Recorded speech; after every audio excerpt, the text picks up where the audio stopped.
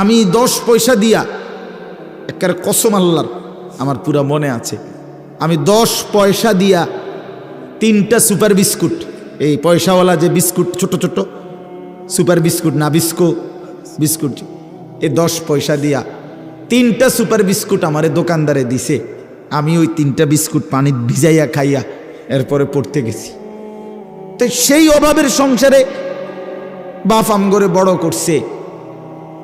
আজ যখন আমরা 5 ভাই, আমাদের আলাদা বাড়ি আছে, ঘর আছে, আজ অনেক টাকা আছে, অনেক টাকা। আজ যদি বাপ থাকতো তো 10টা মুরগি যদি একলগে জবাই করে পারতাম, খাওয়াইতাম, কোনো অসুবিধা হইতো না আমার।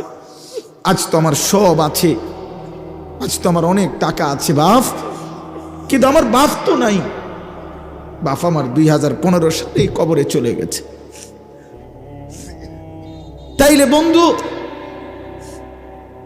দুনিয়া শেষ করা যায় না, দুনিয়া ভোগ করা যায় না দোস্ত। হায়াত নষ্ট না করা, জিন্দেগি নষ্ট না করা। প্রত্যেকের কাছে অনুরোধ করলাম, ওমা হাদিহিল হায়াতুদ দুনিয়া ইল্লা লাহবু ওয়া লাইব ওয়া ইন্নাদ দারাল আখিরাতা লাহিয়াল হায়াওয়ান লাউ কানু ইয়ালামুন। আল্লাহ বলে, বান্দা শোনো, দুনিয়ার জীবন শুধুই তামাশা, শুধুই খেলাধুলা। ওয়া ইন্নাদ দারাল আখিরাতা লাহিয়াল হায়াওয়ান, আখিরাতের ঘর, জান্নাতের ঘর বান্দা, সেটাই কেবল জীবন, সেটাই কেবল বেঁচে থাকা। লাউ কানু ইয়ালামুন, যদি তুমি বুঝতে, যদি বুঝতে। ছেলেরা, হায়াত নষ্ট করে দিও না বাপ।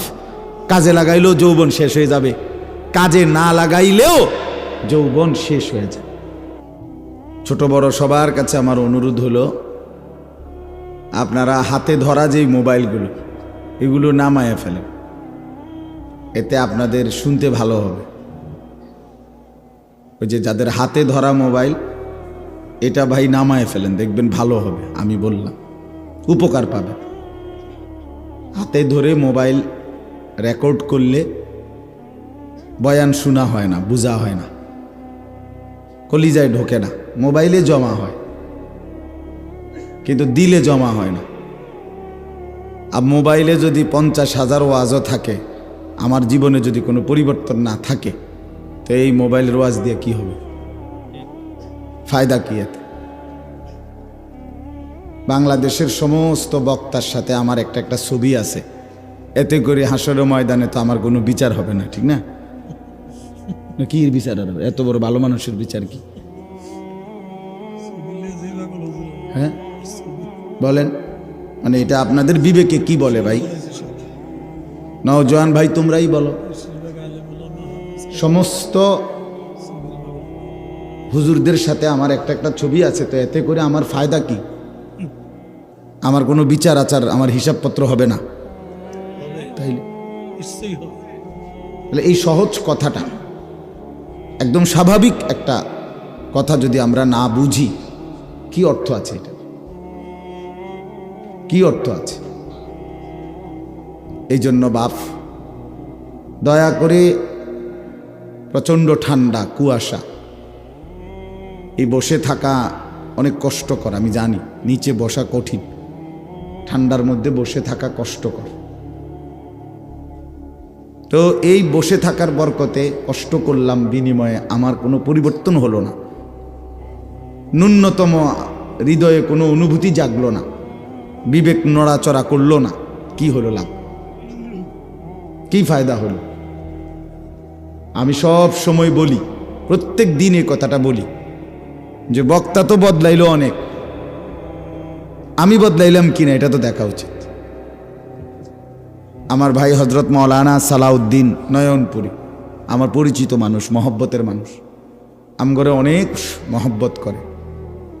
এখানে আরো অনেক ওলামায়ে কেরাম। এখন বক্তা তো বদলাইলো, আসরের পরে একজন, মাগরিবের পরে একজন, এশার পরে 2 জন, 4 জন 5 জন বক্তা, কিন্তু আমি বদলাইলাম কোথায়? আপনার আমার জিন্দেগি বদলাবে কখন সেটা বলেন? এক মাসে মনে করেন একজন, এটা স্বাভাবিক হিসাব যে আমি 10টা ওয়াজ শুনছি, আপনারা কেউ মনে করেন তাহলে কমপক্ষে যদি 3 জন বক্তা ওয়াজ করে থাকে তাহলে 10টা ওয়াজে 30 জন বক্তা, ঠিক না? তাহলে বক্তা তো বদলাইলো 30 জন, আমনে বদলাইছেন কদ্দুর এটা কোন? তাইলে আপনার বিড়িখানা ছাড়বেন কোন বছর? চাচা বলেন না, আপনারে ধরেন না আরো কোন হুজুর আইনা কইলে আপনি বুঝবেন যে এটা গুনাহ? বলেন। চা দোকানে টেলিভিশন দেখা, নর্তকীর নাচ দেখা, এই 60 বছর 70 বছর বয়সে এখনো যারা দেখেন এই অসভ্য অভ্যাস কোন দিন ছাড়বেন? এমন জঘন্য, এমন অসভ্য মানসিকতা, এমন বেহায়া নির্লজ্জ মানুষ, এতটা বয়স 60 বছর, 60 বছরে কত রাত, কত দিন, কত আলো, কত অন্ধকার, কত রোদ বৃষ্টি দেখলেন, কত মানুষের জানাজা পড়লেন, কত লাশ দাফন করলেন, কত অ্যাক্সিডেন্ট দেখলেন, কত বিপদ দেখলেন। এত কিছু দেখার পরেও আপনার কলজাটার ভিতরে আখিরাতের ভয়, কবরের ভয়, টেলিভিশনের নাচ গান দেখার প্রতি ঘৃণা আজও তৈরি হয় নাই। আপনি তো বড় শক্ত মানুষ। বলেন ইনসাফ কি বলে? ইনসাফ কি বলে? আফসোসের ব্যাপার। এজন্য আমি বদলাবো কোন দিন সেটা তো দেখার কথা। 20 বছর ধরে, 20 বছর ধরে যার ঘরে রঙিন টেলিভিশন চলতেছে, বউ বাচ্চা ছেলে মেয়ে প্রতিদিন নাচ গান নাটক সিনেমা দেখে বাপ, আপনি চাচা বাবা অভিভাবক, আপনারা আল্লাহর দোহাই দিয়া বলেন আর কত বছর পরে আপনার মনে পড়বে, বুঝবেন যে এটা গুনাহ? বলেন মানে আর কি দিয়া বললে? আল্লাহর কোরআন থেকে বলা হয়েছে, রাসূলুল্লাহ সাল্লাল্লাহু আলাইহি সাল্লামের হাদিস থেকে বলা হইল, এত উলামায়ে কেরাম বলল, এরপরে আর কি বললে, কোনখান থেকে বললে আপনি বুঝবেন এটা গুনাহ? ইস্তাফতি কালবাক, এই আল্লাহর বান্দা নিজের দিলকে প্রশ্ন করে বলেন। কেউ কাউরে কিছু বললেন না, আমারটাই শুনেন, শুধু নিজেরা মন্তব্য করেন না। এটা ইনসাফের সাথে বলেন। যুবক ভাই তোমরা যারা আছো,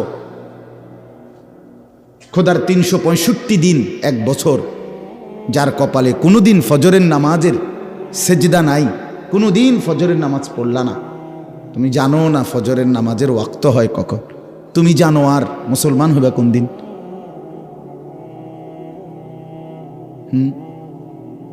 বলো ভাইয়া, তুমি মানুষের বাচ্চা হবা কোন দিন? যার কপালে সেজদা নাই, আমার তো তারে মানুষের বাচ্চা মনে হয় না। কোরআনুল কারীমে আল্লাহ তাআলা জানোয়ার বলছে যে মানুষগুলোকে, সে না হইলে কে হবে তাহলে? কারে বলতে চাইছে? 365 দিতে 1 বছর, 5 বছরে 10 বছরে কোনোদিন বলতে পারবে না ফজরের ওয়াক্ত হয় কখন।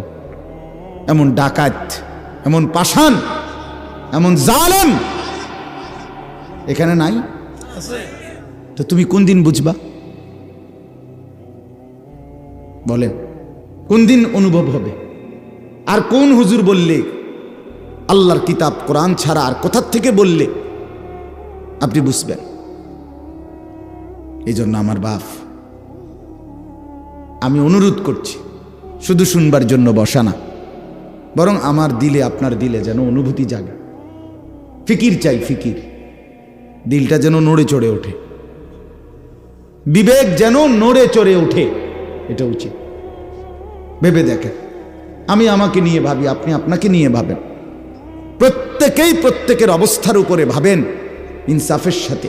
যুবক ভাই তোমরাও ভাবো, মুরব্বী চাচা আপনারাও ভাবেন, পর্দার আড়ালের মা বোন 20 বছর ধরে বেপর্দা চলেন, আজকে 10 বছর ধরে আপনি গোসল করেন যেই জায়গায়, রাস্তার মানুষ আপনারে দেখে আসতে যাইতে আমনের মতো বেহায়া নির্লজ্জ মহিলা যে গোসল করে কেমনে পর্দার আড়ালে, এ কথাটুকুও বোঝেন না, আপনি মুসলমানের বেডি হইলেন কেমনে? কথা বলেন না কেন? আপনার মতো বেশরম মহিলা আল্লাহর জমিন আর কে? কোন দিন বুঝবেন আপনি? কত বছর পরে বুঝবেন আপনি বেপর্দা জিন্দিগি এটা গুনাহ? আপনাদের যাদের ছেলে নামাজ পড়ে না, মেয়ে পর্দা করে না, স্ত্রী পর্দা করে না, আপনাদের যাদের ঘরে আপনাদের টাকা দিয়ে বিদ্যুৎ বিল দেন, আপনাদের টাকা দিয়ে ইন্টারনেটের বিল দেন, ডিশের বিল দেন, আর সেই টাকা দিয়ে আপনাদের ঘরে আপনাদের স্ত্রী সন্তান টেলিভিশনে নাচ গান নাটক সিনেমা নর্তকীর ছবি জিনা ব্যভিচার দেখে, আল্লাহর কসম পুরুষরা আপনাদের যাদের ঘরে টেলিভিশনে বউ বাচ্চা নাচ গান দেখে আপনারা প্রত্যেকে দায়ুস। আমার নাম আনিসুর রহমান, মনে রাখেন। আরেকবার না আয়নের খেয়ালে কইছি, আজ যাতে আয়ন না লাগে, একবারেও আজ মনে রাখবেন। স্পষ্ট হাদিস, আল্লাহর নবী সাল্লাল্লাহু আলাইহি সাল্লাম বলেন 3 ধরনের ব্যক্তির জন্য জান্নাত হারাম। হারামাল্লাহু আলাইহিমুল জান্নাহ তালাসা, 3 ধরনের ব্যক্তি নবীজি বলছেন। 1 নাম্বার হলো মুদমিনু খাম, নেশাখোর, মদখোর, মদ পান করে যে নেশা করে, এই নেশাখোর জানোয়ার,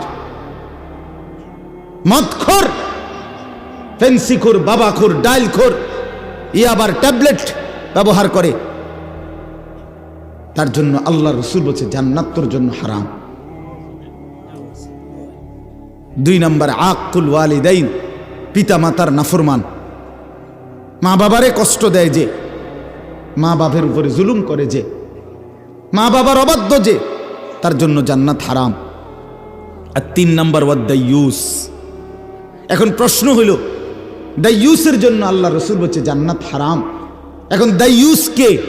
খোদার কসম আমার ব্যাখ্যার দরকার নাই, আমার কথা না, রাগ হওয়ার কোনো সুযোগ নাই।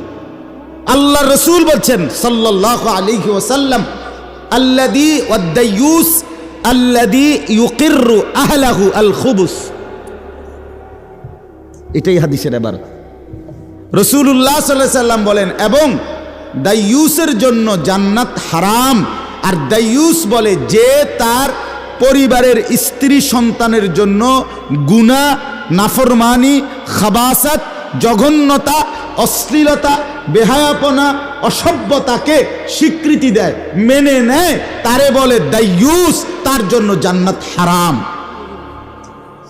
হ আকার হা, অন্ত্যেষ্টিয় আকার ম, হারাম। বানান করে কইছে, আবার যদি কেউ বানান না পারে, আল্লাহ বানান করে কইছে।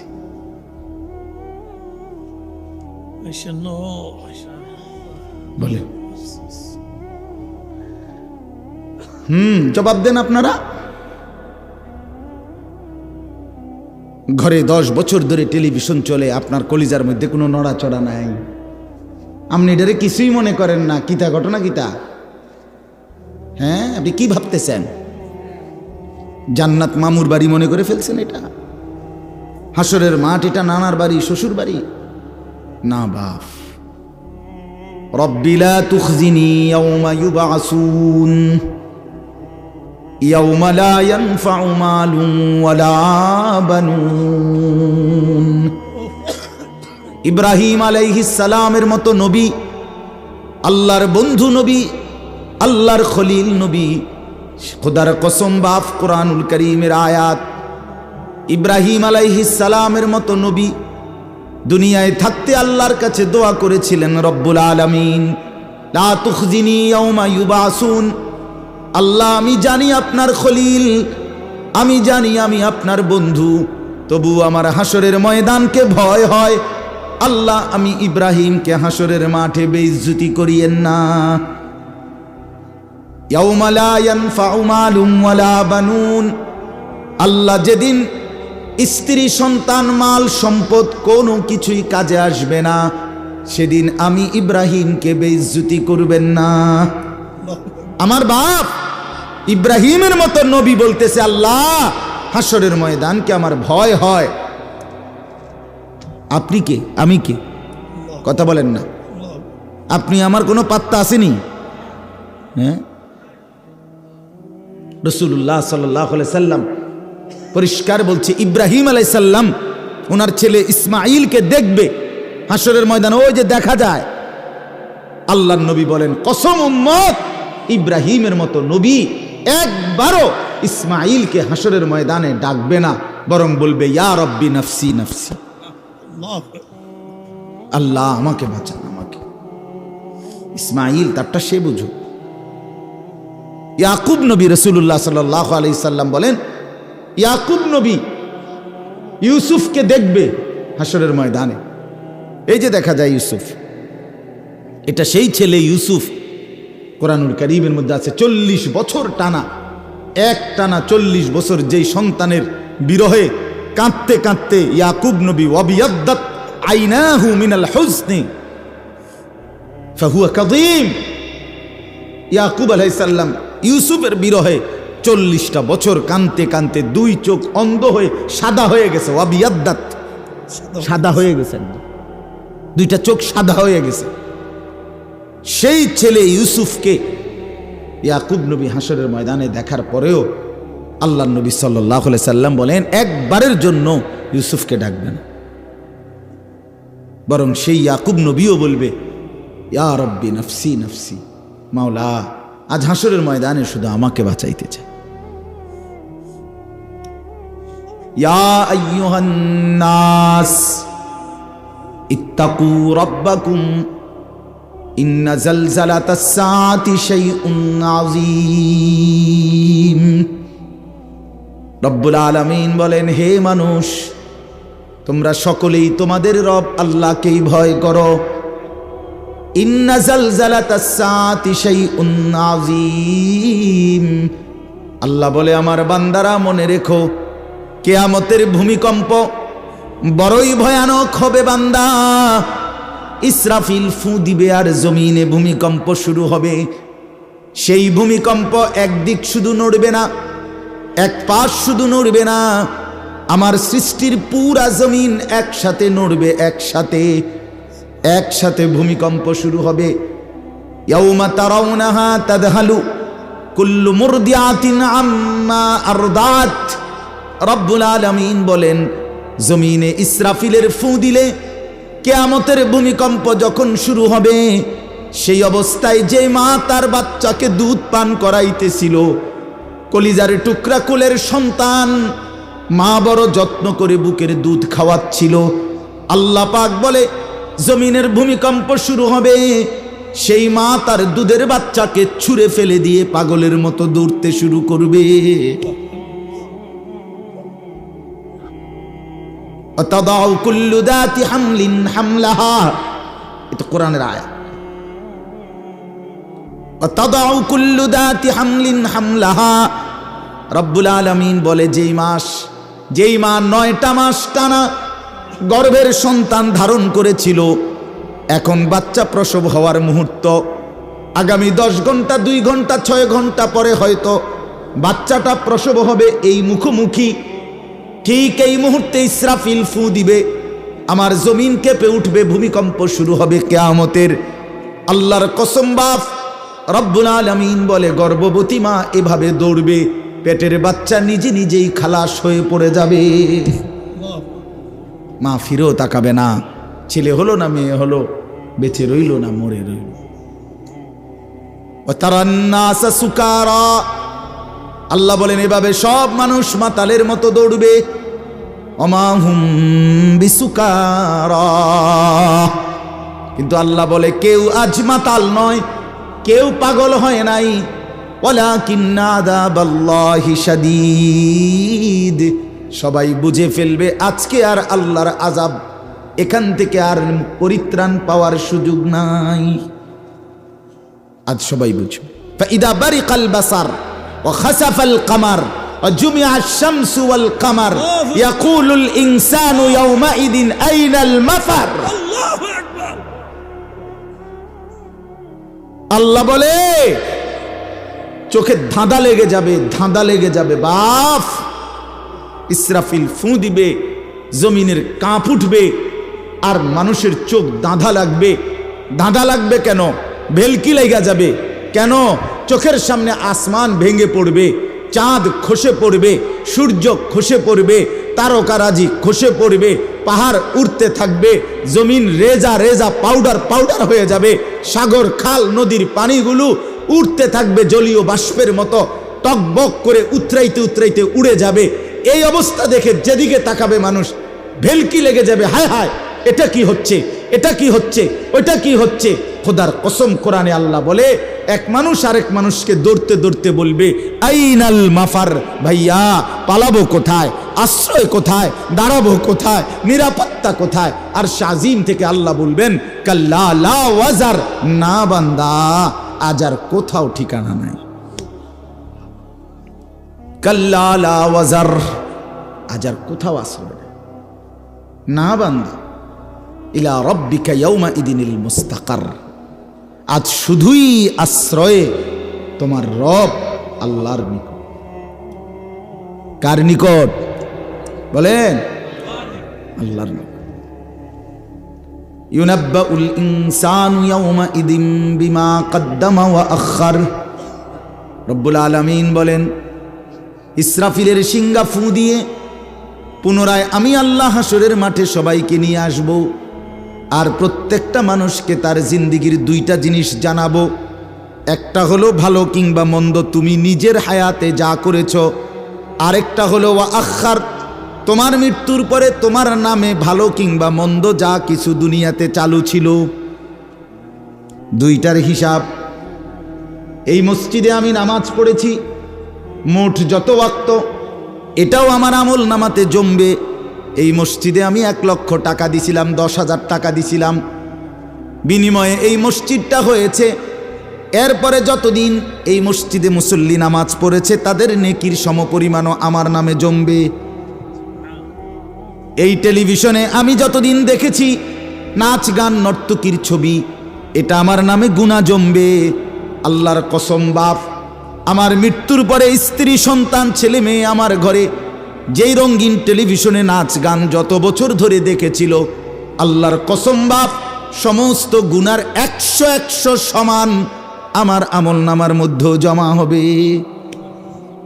100 মিসলু আসামে মান তাবিআহু, অর্ধেক অর্ধেক।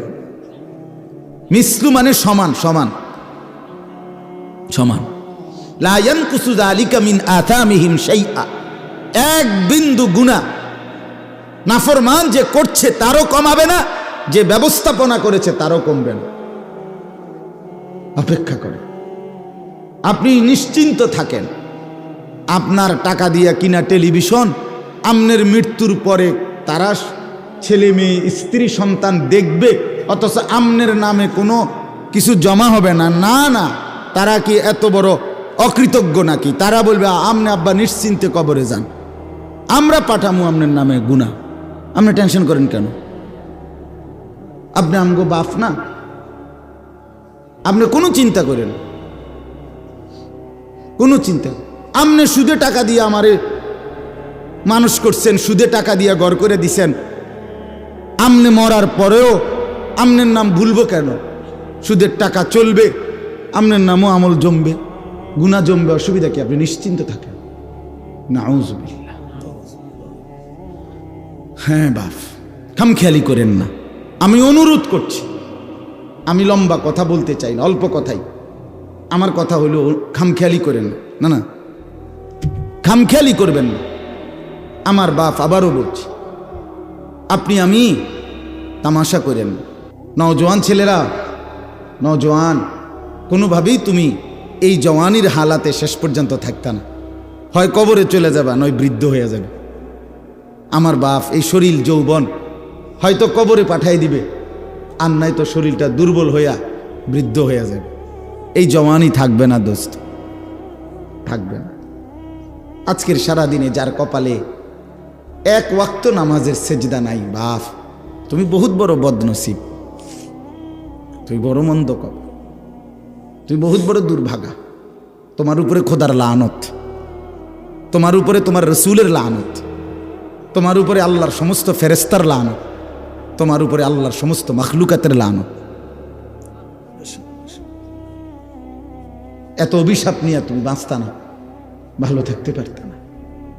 সুখে থাকতে পারত না। অনুরোধ আমার, কোরআনুল কারীমের মধ্যে আছে, আল্লাহ তাআলা নবী সাল্লাল্লাহু আলাইহি ওয়াসাল্লামকে বলেছেন, বন্ধু মনের ইচ্ছা মতো যে চলে, আরাআইতা মান ইত্তাখাযা ইলাহাহু হাওয়াহু আফা আনতা তাকুনু আলাইহি ওয়াকিলা। আল্লাহ নবীকে জিজ্ঞেস করতেছে, বন্ধু মনের ইচ্ছা মতো যে চলে, আমি তো তার কোনো দায়িত্ব নেব না, বাকি আপনার কাছে জানতে চাই, আফা আনতা তাকুনু আলাইহি ওয়াকিলা, আপনি নবী, আপনি আপনার এমন উম্মত যে মনের ইচ্ছা মতো চলে, আপনি তার ওকিল হবেন? আল্লাহ জানতে চাইছে। আপনি দায়িত্ব নিবেন নি কোন? আমি নিতাম না, সাফ কথা। আমাকে সেজদা করে নাই এমন নাফরমানের দায়িত্ব আমি নেব না, আপনি নেবেন কিনা কোন? তো নবী কি বলবে? হ আমি নিব। হ্যাঁ, কথা রাসূলুল্লাহ সাল্লাল্লাহু আলাইহি ওয়াসাল্লাম বলবে যে আল্লাহ, যে আমনের দুশ্মন সে আমার বন্ধু। তাইলে তাইলে আহা, এজন্য দোস্ত আল্লাহর পাক ডাইরেক্ট বলছে, আফা আনতা তাকুনু আলাইহি ওয়াকিলা, বন্ধু মনের ইচ্ছা মতো যে চলে, আমি দায়িত্ব নেব না, আপনি নেবেন কিনা বলেন? আপনি ওকিল হবেন কিনা? ওয়াকিল। এরপরে আল্লাহ বলছে, আম তাহসাবু আন্না আকসারাহুম ইয়াসমাউনা আও ইয়াকিলুন। আল্লাহর দোহাই ছেলেরা আমার এই কথা শোনো, এই একটা আয়াতের শব্দ তর্জমা মনোযোগ দিয়ে শোনো বন্ধু। রাসূল বলছে, আল্লাহ নবীকে বলছে, বন্ধু মনের ইচ্ছা মতো চলে, নামাজ নাই, রোজা নাই, বন্দিগি নাই, আল্লাহ নাই, আখিরাত নাই, কোরআন নাই, সুন্নাহ নাই, মনে যা চায় গুনাহ আর নাফরমানির মতো যে চলে, আপনি হয়তো ভাবতে পারেন সে কিছু শুনে অথবা কিছু বুঝে। আল্লাহ বলে, বন্ধু আমি বলতেছি, ইনহুম ইল্লা কাল আনআম, এটা আর কিছু নয়, আর কিছু নয়, শুধুই জানোয়ার, শুধুই জানোয়ার, শুধুই জানোয়ার, শুধুই জানোয়ার। ইনহুম ইল্লা কাল আনআম। নফি ইস্তিসনা আরবি ভাষার গ্রামারের নিয়ম হইল নফি ইস্তিসনা তাকিদ বুঝায়। আর কিছু নয়, আর কিছু নয়, শুধুই জানোয়ার, এটাই তর্জমা। অর্থ এমনি কইতেই, বালহুম আদাল্লু সাবিলা। আল্লাহ বলে, না বন্ধু জিদ তো আমার কমল না। আল্লাহ বলে, বন্ধু রাগ তো আমার কমে নাই। আরে জানোয়ার বলে আমার আল্লাহর রাগ কমে নাই। আল্লাহ বলে, না বন্ধু না, এটা জানোয়ারও না, এটা জানোয়ারের চাইতো নিকৃষ্ট পথহারা। এটা কুত্তাও না, শুয়োরও না, এটা গরুও না, ছাগলও না, এটা কি কুত্তাও না, না না না, এর চাইতো পথহারা। এক কুকুর যদি কেউ লাঠি আলগি দেয়, তাহলে সেই কুকুর বুঝে আমারে মারবে, আমার ক্ষতি হবে, দৌড় মারে। আর মানুষ নামের এই জানোয়ার ঘন্টার পর ঘন্টা মোবাইলে উলঙ্গ ছবি দেখে, নর্তকীর নাচ দেখে, এক ওয়াক্ত নামাজ পড়ে না, একটা টাকা হারাম হালাল উপার্জন করে না, স্ত্রী পর্দা করে না, ছেলে নামাজ পড়ে না, মেয়ে পর্দা করে না, সারাদিন দুনিয়ার অবৈধ উপার্জন নিয়ে পড়ে থাকে। তার মানে এই সবগুলো গুনাহ যে তাকে জাহান্নামের ধাউ ধাউ আগুনে জ্বালাবে, এই জানোয়ার এটাও বুঝে না। এ তো কুত্তার তুনু খারাপ, এ তো কুকুরের চাইতেও খারাপ। কুকুর তো লাঠি আলগি দিলে বুঝে যে আমার মারবো, এই জন্য দৌড় মারে। বাল হুম আদাল্লু সাবিলা। আল্লাহ তাআলা বলে, বরং সে তার চাইতেও বেশি নিকৃষ্ট পথহারা। আল্লাহ আমাদেরকে মাফ করে দেন। আমার ভাই, শক্ত কথা বলছি শুধু এই কারণে, দিল জাগাইতে চাইছি, নইলে আমার কোনো কারোর সাথে কাজ্জা হয়েছে না, এনে বলে আইয়ে একটা মারামারি হয়েছে, আজ যা সুযোগ পাইছি মাইকে সুইরালাম। ব্যাপারটা এমন কিচ্ছু মনে করায় দেওয়া। কেন ভুলে যাব আল্লাহকে? কেন ভুলে যাব আল্লাহকে? কেন আখিরাত ভুলে যাব আমরা? আল্লাহকে কেন ভুলে যাওয়া? দুনিয়া আমাদেরকে কি দিল? নর্তকী আমাদেরকে কি দিল? গান, বাদ্য, নাটক, সিনেমা আমাদেরকে কি দিল? হারাম উপার্জন যে মানুষগুলো করছেন, আল্লাহর কসম করে বলেন, তার কি সংসারের প্রয়োজন, চাহিদা শেষ পর্যন্ত পূরণ হয়ে গেছে? তো লাভ হয়েছে কি? হালাল উপার্জন যে করে তারও সংসারের অসংখ্য চাহিদা অপূর্ণ থেকে যায়, হারাম যে উপার্জন করে তারও থেকে যায়। দুনিয়া তো রাক্ষস, দুনিয়া তৃপ্ত হয় না। আমি প্রত্যেক দিন বলি, দুনিয়া কাউকে তৃপ্ত হতে দেয় না। দুনিয়া একটা রাক্ষসের নাম, যে রাক্ষস এতগুলো দিলেও গিলে ফেলে আবার মুখ খা করে, এর নাম দুনিয়া। দুনিয়া ছোট কম্বলের মতো, যে কম্বল নিচেরটা ঢাইকা দিলে উপরটা খালি হয়ে যায়, উপর অংশ ঢাকলে নিচের অংশ খালি হয়। রাসূলুল্লাহ সাল্লাল্লাহু আলাইহি ওয়াসাল্লাম বলেন, লা ইয়ামলাউ জাওফু ইবনু আদামা ইল্লা তুরাব।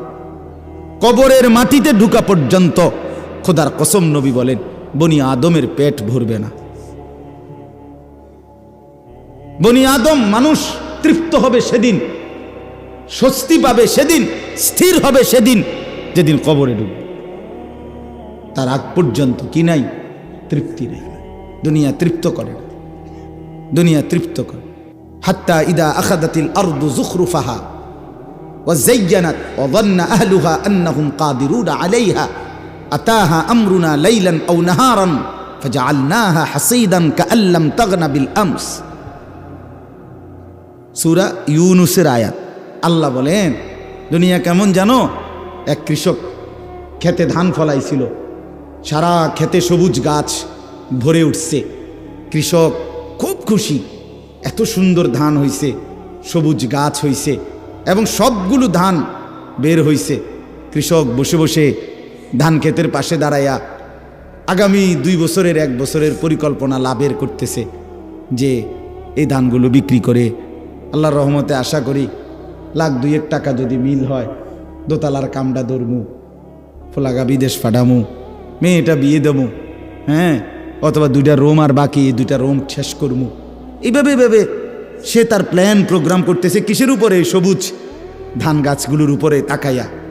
আল্লাহ বলেন আতাহা আমরুনা লাইলান আও নাহারান, হঠাৎ এক রাতে অথবা সকালে এই লোকের অগোচরে আমি আল্লাহর পক্ষ থেকে হয়তো মুষলধারে প্রচণ্ড বৃষ্টি অথবা প্রচণ্ড ঝড়ো বাতাস অথবা যেই কোনো রকমের কোনো কিছু পোকা এই ক্ষেতের মধ্যে লাগছে। 1 ঘন্টায় 1 রাতে সকালবেলা আইসা সে দেখছে একদম মাটির সাথে মিশে গেছে ফসল। কাআল্লাম তাগনা বিল আমস, মনে হচ্ছিল যেন গতকালকে এখানে কিছুই ছিল না। আল্লাহ বলে ঠিক দুনিয়ার জীবন বান্দা এমন। 50 বছর পরিকল্পনা করে, কত কষ্ট, রক্ত পানি করে, রাত দিন হালাল হারাম বাজ বিচার করে নাই। কিসের আল্লাহ, কিসের নামাজ, কিসের রোজা, কিসের হালাল হারামের পার্থক্য? দুনিয়া শুধু 2 হাতে ছিঁড়া কামড়াইয়া দুনিয়া জোগাড় করছে। জোগাড় করার পরে এখন যখন সিদ্ধান্ত নিছে ভোগ করবে দুনিয়া, মালাকুল মউত আজরাইল আইসা বলছে চাচা চলেন, যাওয়ার সময় হয়ে গেছে, যাওয়ার সময় হয়ে গেছে। হ্যাঁ, আমরা কিতাবে পড়ছি দিল্লির একজন সম্রাট ছিল শের শাহ। তিনি দিল্লির বাদশাহ হয়েছিলেন। তো দীর্ঘ 60 বছর যুদ্ধ করে লাগাতার শেষ পর্যন্ত উনি দিল্লির ক্ষমতা দখল করছিলেন, দিল্লির বাদশাহ হয়েছিলেন। তখন ওনার বয়স হয়ে গেছে 70 ঊর্ধ্বে যখন উনি দিল্লির মসনদে বসছেন। ইতিহাসের বক্তব্যে আছে দিল্লির সম্রাট শের শাহ একদিন বলছিলেন এই অবস্থায় যে হায়, আমার রাজত্বের সূর্য যখন উঠল, আমার হায়াতের সূর্য যখন ডুবতে শুরু করল। আমার রাজত্বের সূর্য তো উঠছে, আজ তো আমার ক্ষমতার অনেক কিছু হয়েছে, কিন্তু আমার হায়াতের সূর্য তো ডুবতে শুরু করছে। আমার তো আর এখন উপভোগ করার টাইম নেই। আমার বাপ হতে পারে কবরে পৌঁছায় দিবে, অথবা অসুস্থ, রোগ, বৃদ্ধ, দুর্বলতা অক্ষম করে দিবে। আমরা 5 ভাই 3 বোন 8 জন। আমার আব্বা 43 বছর এক মসজিদে ইমামতি করছে, একটা প্রাইমারি স্কুলের মাস্টারি করছে। 8 জন ভাই বোনকে অনেক কষ্ট কইরা অভাবের সংসারে আব্বা পড়ালেখা করাইয়া দিন শিখাইছে। অনেক কষ্ট হয়েছে বাপের, সেই স্মৃতি আমার পুরা মনে আছে। বাপ অভাবের সংসারে বাবার টানা হেসরাটা কেমন ছিল। 8টা ভাই বোন, পড়ালেখা করাইতে গিয়ে বাবার বুকটা মাটির সাথে লাগিয়ে গেছে। একটা গেঞ্জি দিয়েও বাবার জিন্দিগি চলছে।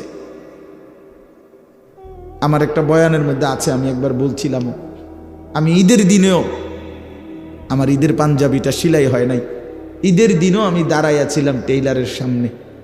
টেইলারের দোকানদার সেলাই করে দেওয়ার পর এরপরে আমি ঈদগাহে নামাজ পড়তে গেছি। ছোটবেলায় আমার ছোট ভাই 1 কেজি আটার টাকার থেকে আমার মা বলে দিছে 1 কেজি আটার টাকা দোকানদারে দিয়া কইবি তোরে যেন 2 টাকার কম দেয় আটা, ওই 2টা টাকা যেন তোকে দেয়, সেই 2 টাকা দিয়া তুই কিছু খাইস।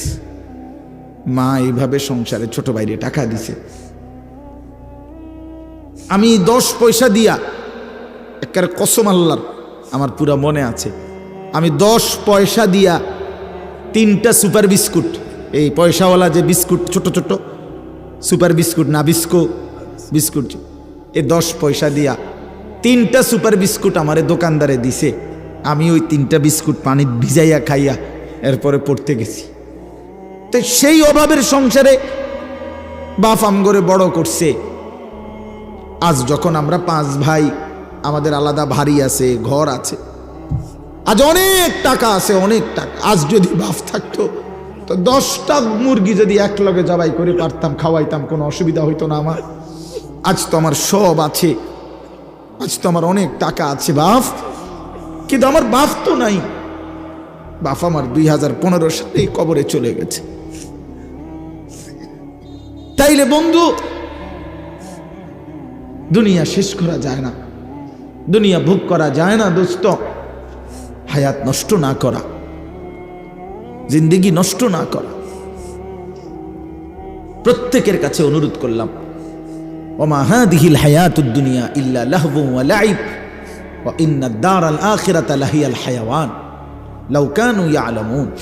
আল্লাহ বলে, বান্দা শোনো, দুনিয়ার জীবন শুধুই তামাশা, শুধুই খেলাধুলা। ওয়া ইন্নাদ দারাল আখিরাতা লাহিয়াল হায়াওয়ান, আখিরাতের ঘর, জান্নাতের ঘর বান্দা, সেটাই কেবল জীবন, সেটাই কেবল বেঁচে থাকা।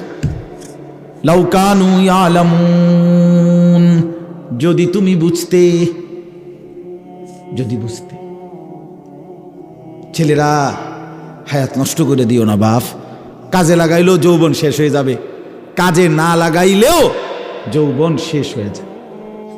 অমিনকুম মান ইউতাওয়াফা মিন ক্বাবল, আল্লাহর ওয়াদা বাপ, হায়াত নষ্ট করে দিও না। একটা মানুষ সুস্থ সবল মুসলমানের বাচ্চা, তুমি তাগড়া জওয়ান, তোমার দ্বারা পৃথিবী গড়বার কথা, তোমার দ্বারা দেশ করবার কথা। এই তোমরা যারা এখানে লেখছো শিকড়ের বন্ধন, করম আলীর বংশ, আমি শিকড়ের বন্ধন জিজ্ঞেস করতে চাই। শিকড় যে না ভুলে, সেই শিকড় চিনে, যাদের মাথার চুল বাবার মতো না, দাদার মতো না, ইসলামের মতো না, আলেম ওলামার মতো না, তোমার শিকড়ের সাথে কোনো সম্পর্ক নাই। মিথ্যাবাদী তুই বেটা।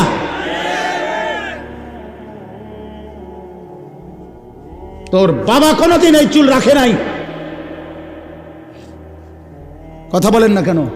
এটা শিকড়, তুমি শিকড় ছিঁড়ে ফেলছো। শিকড় কাগজে লিখলে হবে না, প্রমাণ করো তোমার শিকড়। তোমার দাদা দিন রাত, তোমার দাদা মোবাইলে উলঙ্গ ছবি দেখতো না? এই বেটা কথা কয় না কেন ছেলেরা? তোমার বাপ দিবানিশি মোবাইলে উলঙ্গ ছবি দেখতো, তো তুমি যে সারা দিন সারা রাত মোবাইলে উলঙ্গ ছবি দেখো, সারা দিন এটা টিফো, এটা নি শেকড়। কোথায় তোমার শেকড়? কই? আমার শেকড়ের বন্ধন আছে। আমার বাপকে দেখছি আজীবন পাঞ্জাবি গায়ে দিছে, আমি পাঞ্জাবি গায়ে দিই। আমার বাপ আজীবন টুপি মাথায় দিছে, আমার টুপি আছে। আমার বাপ আজীবন দাড়ি রাখছে, আমার দাড়ি আছে। আমার বাপ আজীবন মিসওয়াক করছে, আমার মিসওয়াক আছে। আমার বাপ আজীবন টয়লেট পেপার ব্যবহার করছে, আমার টয়লেট পেপার আছে। আমার বাপ আজীবন তসবি ব্যবহার করছে, আমার কাছে তসবি আছে, ওই যে তসবি এনে থুইলাম। আমার বাপ আজীবন আতর ব্যবহার করতেন, আমার কাছে আতর আছে। আমি শেকড়ের বন্ধন আছি আমার। তোমার শেকড়ের বন্ধন তুমি বলো, বলো মিয়া, তোমার ইসলাম তুমি বুঝায় দাও। তোমার বাপকে বলো। আমি তো অসংখ্যবার বলছি, তোমরা যারা সিনেমার নর্তকীর ছবি, নাচ গান, জিনা ব্যভিচারের দৃশ্য দেখো, এই বাপ তোমরা এক পবিত্র মুসলমান মায়ের 2 বছর দুধ খাইয়া বড় হইছিলা, তোমরা ওই নর্তকীর হাতে বড় হও নাই, মায়ের হাতে বড় হইছো তোমরা। তুই বেটা নর্তকীর সন্তান না, তুই এক মুসলমান মায়ের সন্তান। তুই মাকে ভুলে গেলি কেন? এই বেটা মাকে ভুলে গেলি কেন? বাবাকে ভুলে গেলি কেন? আল্লাহকে ভুলে গেলি কেন? ইয়া আইয়ুহাল ইনসান মা গাররাকা বিরাব্বিকাল কারীম। হযরত মাওলানা তারেক জামিল সাহেব, পাকিস্তানের দাওয়াত ও তাবলীগের বিশ্ববিখ্যাত মুরব্বী, উনি এই আয়াতের এইসা শানদার তর্জমা বলছিলেন। উনি উদাহরণ দিছিলেন যে এক মা, এই যে এই ভাই, তো এক মা যদি তার সন্তানকে এইভাবে বুকের কাছে জড়ায় ধরা, মা যদি চোখের পানি ফেলে বলে, বাপ আজকে 6টা মাস মারে সারা কেমনে থাকলি রে বাপ। এক মা যদি বলে, কল্পনা করেন তো, আজকে 6টা মাস বাপ একটা ফোন করলি না, মার একটা খবর নিলি না, এ কথা বলে যদি কোনো মা কাঁদা দেয়, আচ্ছা পাথরের মতো দিল সন্তানের কলিজা কি আর বাদ মানবে? হ্যাঁ, হযরত মাওলানা তারেক জামিল সাহেব বলে, আল্লাহ যেন এরকম বুকে কাছেটাই না, মাথায় হাত বুলায়া আল্লাহ যেন বলে, আনিস আজ একটা বছর কোনো দিন আমার ফজরের নামাজে সেজদা দিয়ে না থাকতে পারলি কেমনে রে বাপ? কি জবাব? হ্যাঁ, আল্লাহ যদি বলে রাত 11টা বাজে ঘুম থেকে তুলে, আনিস আজকের সারাটা দিনে এক ওয়াক্ত নামাজ না পড়ে আমারে ভুলে কেমনে রে থাকতে পারলি? কি জবাব দিবা যুবক? কি বলবেন? ওই মা আপনারা যারা নামাজ পড়েন নাই, আপনারা কি বলবেন? বোন আপনারা যারা বেপর্দা, আপনারা কি বলবেন? মা গাররাকা বিরাব্বিকাল কারীম। আল্লাহ বলে, হে মানুষ, আমার মতো দয়ালু মেহেরবান মনিব থেকে কে তোমারে আলাদা করে দিল? আমার চাইতে ভালো কোথায় পাইলা? এত বড় আসমান দিয়ে যে মনিব আমি তোমাদেরকে লালন করছি, আমার চাইতে দয়ালু মনিব কই পাইলা? এত বড় জমিন, ওয়াস-সামাআ বানাইনাহা বিআইদিন ওয়া ইন্না লামুসিউন। আল্লাহ বলেন, বিস্তীর্ণ এই আসমান তো আমি আল্লাহ আমার নিজ কুদরতি হাতে বানিয়েছি। ওয়াল আরদা ফারাশনাহা ফানি'মাল মাহিদুন। আল্লাহ বলে, পায়ের নিচের এই জমিন তো বান্দা আমি আল্লাহ নিজে বিছিয়ে দিয়েছি। কে বিছাইছে? বলেন সবাই। আসমান কে করেছে?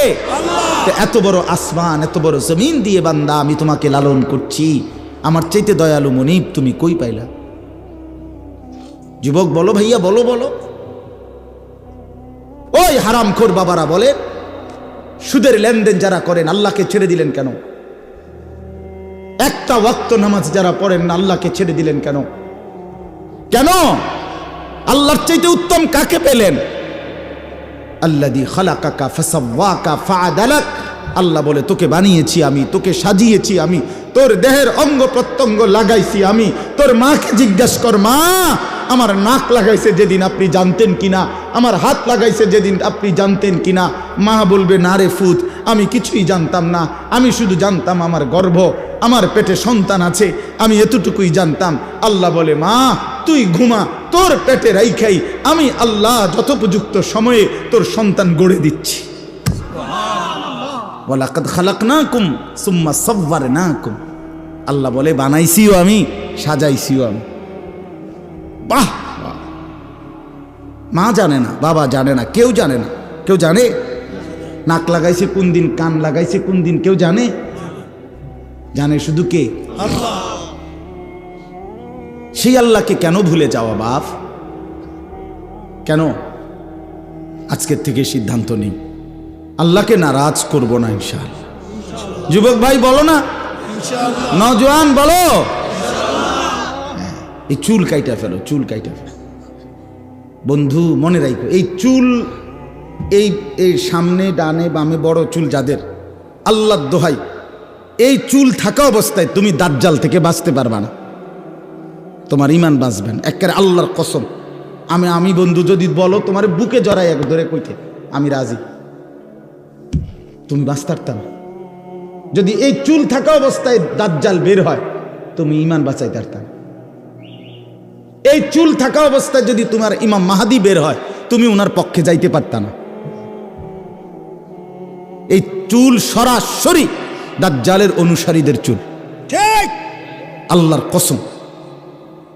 রাসূলুল্লাহ সাল্লাল্লাহু আলাইহি সাল্লাম দাজ্জালের যতগুলো বর্ণনা দিয়েছেন তন্মধ্যে দাজ্জালের চুলের বর্ণনা প্রত্যেক হাদিসে যতবার নবীজি দাজ্জালের চেহারার বর্ণনা দিছে ততবার চুলের কথা কইছে। কেন কইলেন এত গুরুত্ব দিয়ে? নবী সাল্লাল্লাহু আলাইহি সাল্লাম হ্যাঁ বা এই জন্য দুশ্মন কৌশল করে এই চুল বর্তমান মুসলিম যুব সমাজের কাছে ব্যাপক পরিচিত করে দিছে। এই বিকৃত কাটিং এর চুল, মানে চুল তো আমরাও কাটাইছি ছোটবেলা, যৌবন তো 18-20 বছর বয়সের হায়াত আমরাও তো পার করে আসছি, সেলুনে তো আমরাও বহুবার গেছি, কিন্তু এত রকমের চারদিকে কোবাইন্না কাটিং চুল এটি তো আর দেখছি না।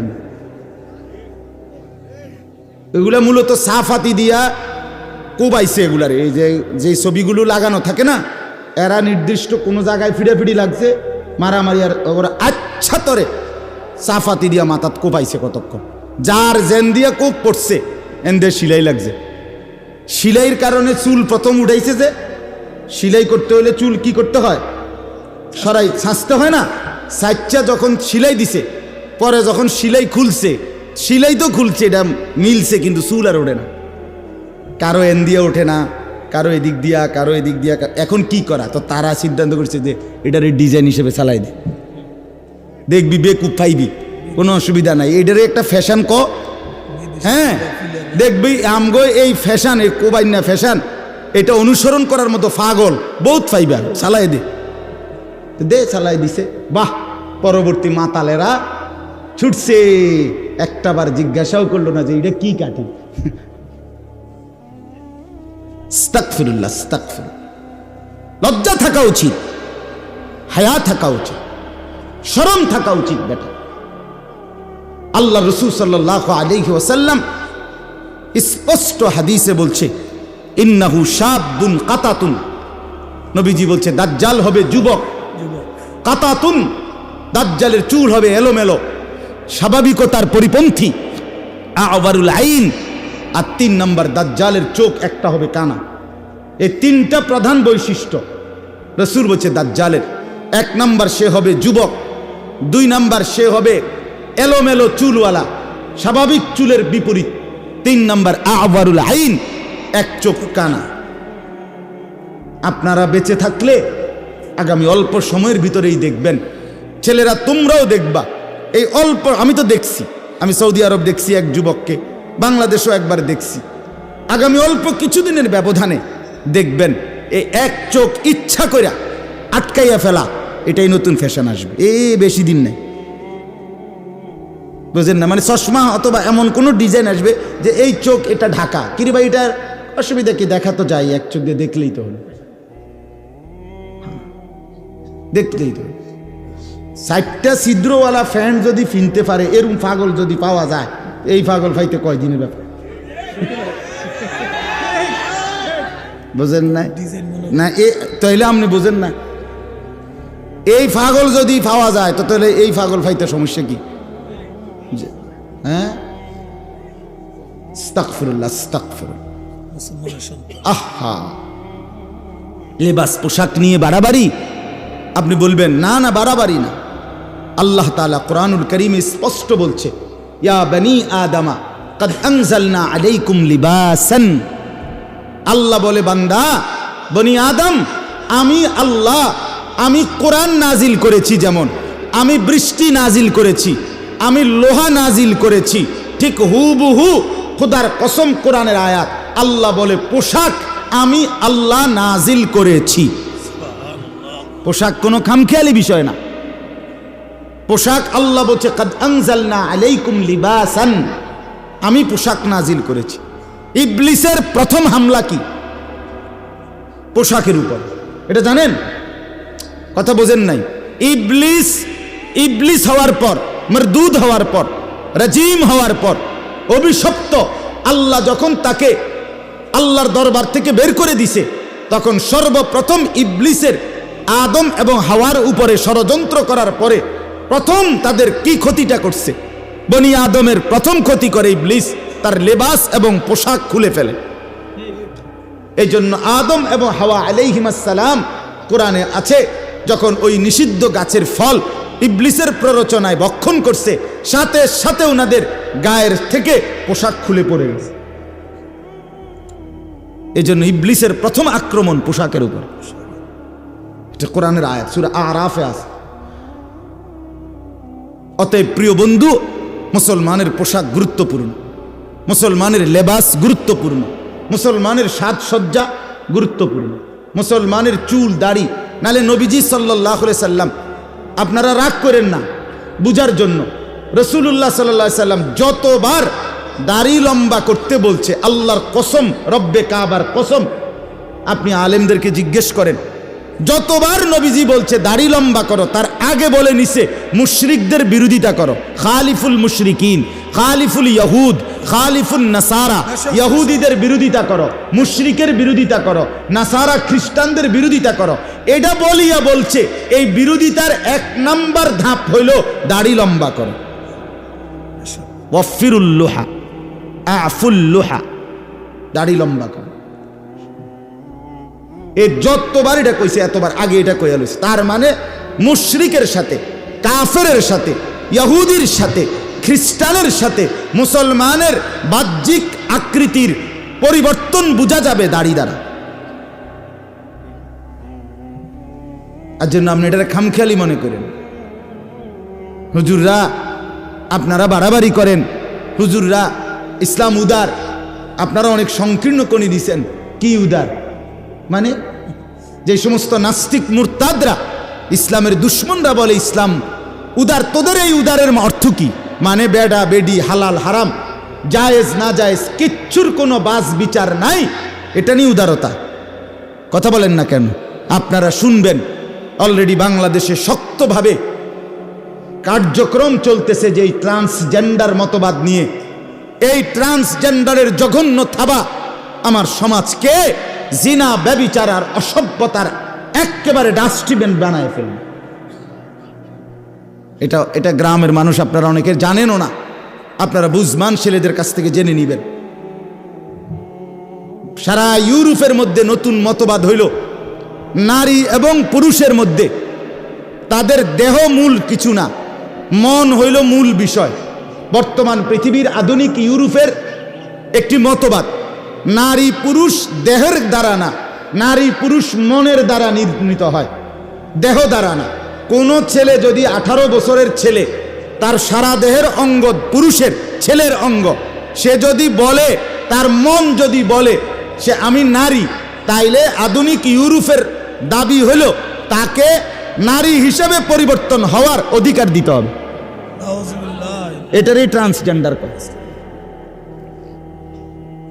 কোন মেয়ের দেহের অঙ্গ নারীর, কিন্তু সে যদি বলে যে আমার দেহ যদিও নারীর কিন্তু আমার মন বলে আমি পুরুষ, তাহলে তাদের দাবি, এবং বাংলাদেশে এটা পুরাপুরি অলরেডি ট্রান্সজেন্ডার সুরক্ষা আইনের খসড়া লেখা হয়েছে, এই কিছুদিনের মধ্যে পাশ হয়ে যাবে।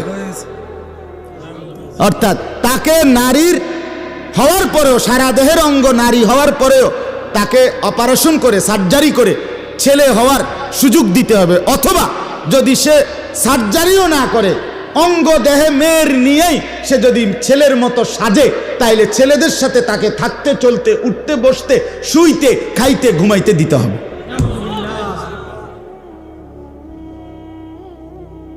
আগামী প্রজন্ম কোথায় দাঁড়াবে? কোথায় গিয়ে দাঁড়াবে বাপ? 2-4 জন জেনাখোর বেবিচারী, 2-4 জন অসৎ চরিত্রের ছেলে পেলে কাছে হয়তো ভালো লাগবে বিষয়টা, কিন্তু ইমানদারের কি হবে? কথা বলেন না। নেককারদের কি হবে? চরিত্রবান এই সমাজ কি হবে? মায়ের বন্ধন, বাবার বন্ধন, ভাই বোনের বন্ধন, আত্মীয়তার বন্ধন, হায়া, লজ্জা, শরম, এই সব যদি উঠে যায় তো এই সমাজ আমাদের কি হালাত হবে? বলেন না বাপ। ছেলেরা বাপ, এজন্য খামখেয়ালি করেন না, খামখেয়ালি করেন না। নিজের জীবন নষ্ট করে দিও না বাপ, নষ্ট করে দিও না। আল্লাহ আমাদেরকে বুঝ দান করে, আল্লাহ আমাদেরকে ফিকির দান করে, আল্লাহ প্রত্যেকটা ছেলেকে নেক জিন্দিগি দান করে, পর্দার আড়ালের প্রতিটা মা বোনকে হায়া শরম দান করে।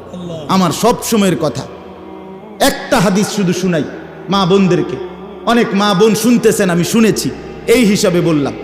মারা বোন, আপনাদেরকে বলি, রাসূলুল্লাহ সাল্লাল্লাহু আলাইহি ওয়াসাল্লাম বলেন, আল মারআতু আওরাতুন। নবীজি বলছে নারী বলে কাকে? আল্লাহ রসুল বলছে নারী বলে কাকে? এক শব্দ বলছে, আওরাতুন। আওরাতুন, নবী বলছে পর্দায় থাকে যে, আড়ালে থাকে যে, নিজেকে লুকিয়ে রাখে যে, নিজেকে গোপন রাখে যে, তাকেই বলে নারী, তাকেই বলে নারী। পর্দা যার নাই, হায়া যার নাই, লজ্জা যার নাই, ইজ্জতের কদর যার নাই, সতীত্বের কদর যার নাই, পবিত্রতার কদর যেই নারীর নাই, বিশ্বাস করেন এটা কোনো বেডিও না, বেডির জাতও না। এটা প্লাস্টিক, এটা প্লাস্টিক, এটা বালতি লোড়া বদনা, প্লাস্টিক। এটা শোপিস, এটা উপভোগের বস্তু। শোপিস, শোপিস মানে হলো মানুষ শোকেস আলমারি বা বিভিন্ন গ্লাসের ভিতরে যেটা ঝুল রাখে মানুষ দেখার জন্য, শো মানে দেখার জন্য, সাজানো, উপভোগের জন্য। বেপর্দা নারী শোপিস, উপভোগের বস্তু। লম্পট যুবকের উপভোগের বস্তু, খারাইয়া মতে এরকম যুবকের উপভোগের বস্তু। আস্তাগফিরুল্লাহ, আল্লাহ আমাদেরকে মাফ করে দেন। অতএব দুনিয়া খামখেয়ালি করলে হবে না। আমরা শেষ পর্যন্ত, শেষ কথা আমাদের, আমরা মুসলমান, আমাদের আল্লাহ আছে, আমাদের আখেরাত ভুলে গেলে চলবে না। আমরা মৃত্যুকে আড়াল করলে হবে না। আমার বাপ স্বীকার করলেও মরতে হবে, স্বীকার না করলেও মরতে হবে। হবে কিনা বলেন? চোখ বন্ধ রাখলেও মরতে হবে, চোখ খোলা রাখলেও মরতে হবে।